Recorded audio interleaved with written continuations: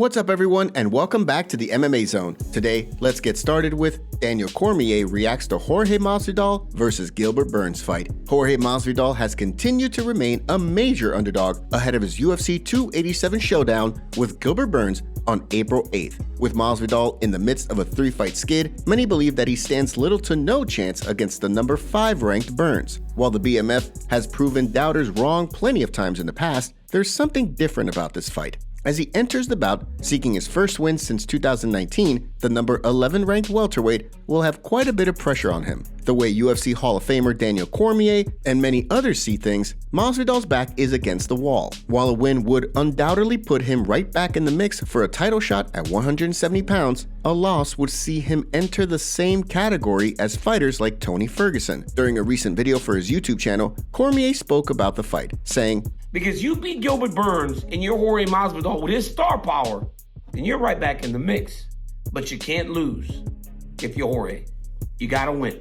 You have got to get this one.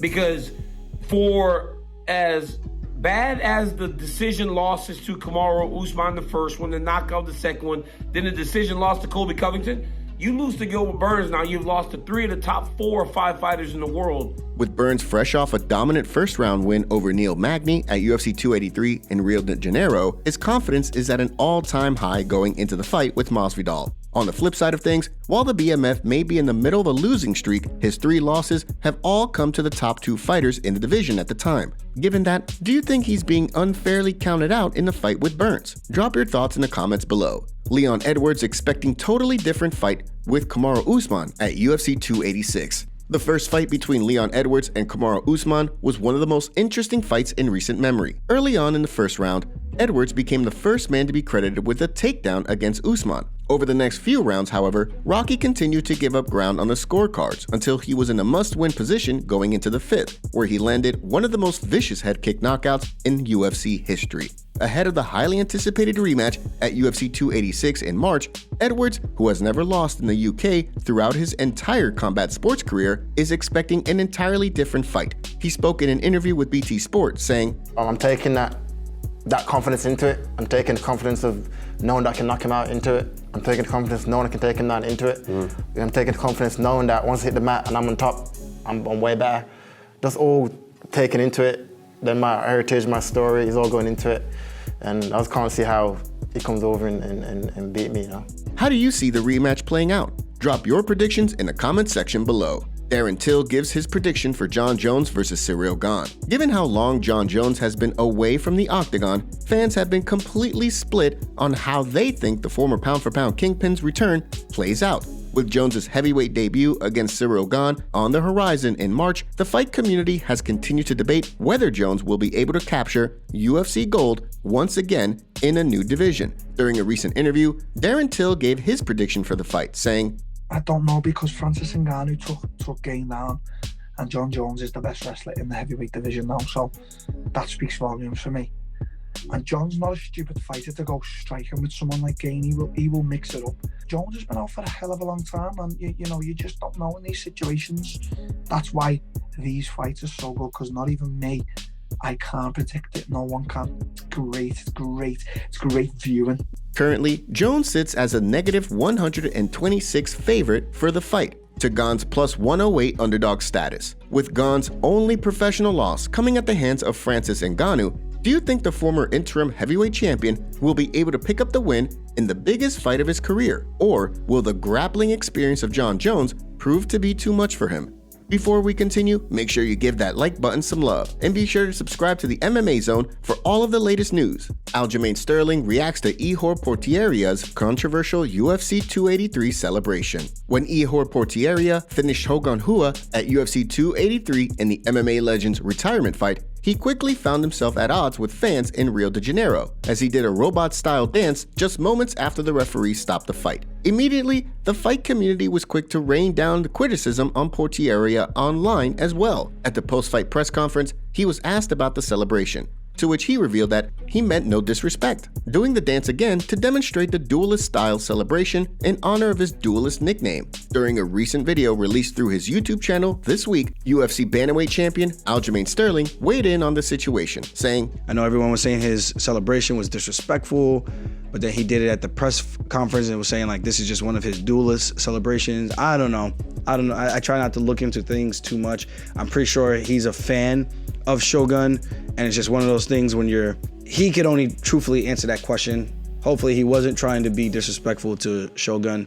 Are you buying Potieria's explanation of the dance, or do you think he was being disrespectful? Give us your thoughts in the comments below. Mike Perry set as backup fighter for Jake Paul versus Tommy Fury. This week, news broke that Jake Paul and Tommy Fury were once again booked to clash inside the ring, this time in Saudi Arabia, to accommodate Fury's visa issues getting into the United States. With the fight set for February 26th, many are skeptical that Fury steps into the ring given how many times the fight has fallen through in the past. During a recent press conference in London, Paul revealed that former UFC welterweight Mike Perry is officially set to be the backup fighter should Fury back out of the fight at the last minute. Perry, who has found success as a bare-knuckle boxer since parting ways with the UFC, most recently defeated Michael Venom Page in a 6-round BKFC affair in London that went to a sudden death round after the first 5 rounds were ruled a split draw. Although there's still plenty of time for the fight to fall through, it's reassuring to know that should Fury back out of the fight, there's a contingency plan in place that's arguably even more exciting.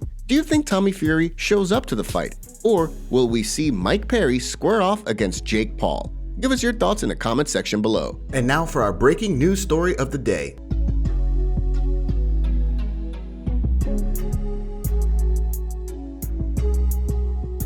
UFC remains silent on recent Conor McGregor accusations. Between UFC President Dana White's New Year scandal in Cabo and accusations against former 2-division UFC champion Conor McGregor, the UFC has dealt with a whirlwind of negative press lately. And yet, as an organization, they have been largely silent. While White spoke to TMZ to give a statement following the footage releasing of the altercation with his wife, the UFC did not release an official statement on the matter, with a UFC spokesman instead referring to White's interview with TMZ when asked for a statement. As Endeavor's stock plummeted shortly after the scandal made headlines, there were calls for the company to remove, or at the very least, suspend White. As he controversially explained, however, the true punishment would not be a punishment. It's the fact that his reputation will forever be tarnished. This week, former 2-division champion Conor McGregor was accused of striking a woman several times on his yacht over the summer. According to the report, the woman feared for her life and was forced to jump overboard to escape McGregor's onslaught.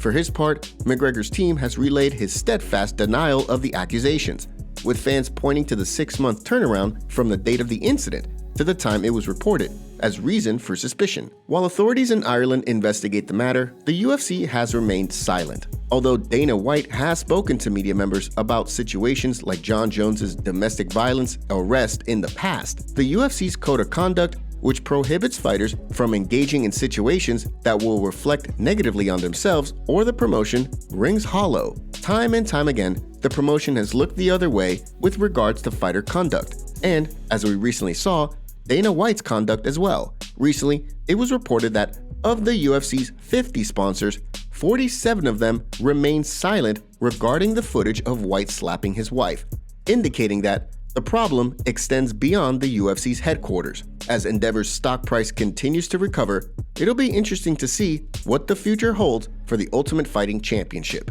Today's video was packed with some juicy stories from the fight world. What are your thoughts about what's going on in MMA? Don't forget to smash this like button and subscribe to the MMA Zone to see more videos just like this.